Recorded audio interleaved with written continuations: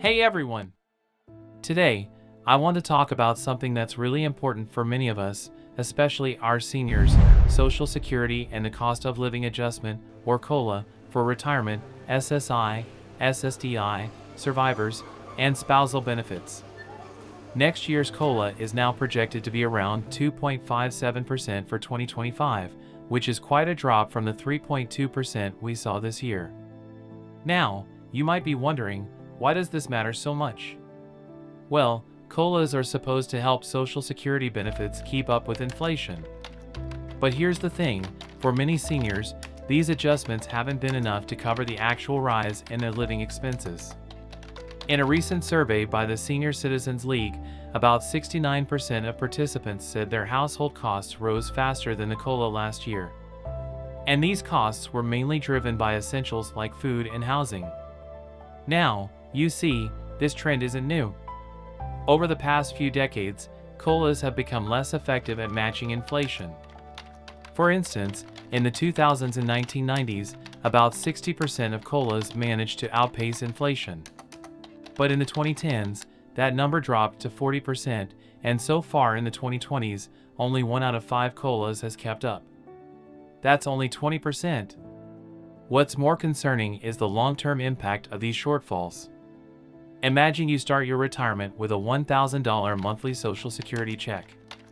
If you get a 4% COLA but inflation is 5%, your check goes up to $1,040, but it should be $1,050. The next year, if both COLA and inflation are 5%, your check becomes $1,092, but it should be $1,102.50. The gap keeps growing year after year, and over a 25 to 30-year retirement, this can add up to thousands of dollars. This gap can be a big deal because, for about half of retirees, Social Security is the difference between living with dignity and falling into poverty. According to the Social Security Administration, maintaining the purchasing power of these benefits is crucial. Another thing to consider is how these shortfalls affect retirees' financial security. About half of retirees had to dip into their emergency savings in the past year.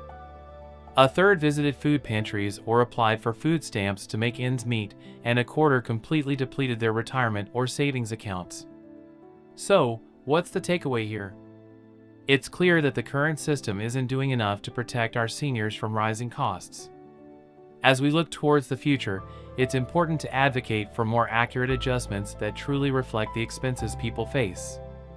Staying informed and engaged in these issues can help push for changes that ensure better financial security for everyone. Thanks for tuning in and taking the time to understand this critical issue. Remember to share this information with your friends and family, especially those who rely on Social Security. Together, we can work towards a more secure and fair system for all retirees. Take care, and see you next time.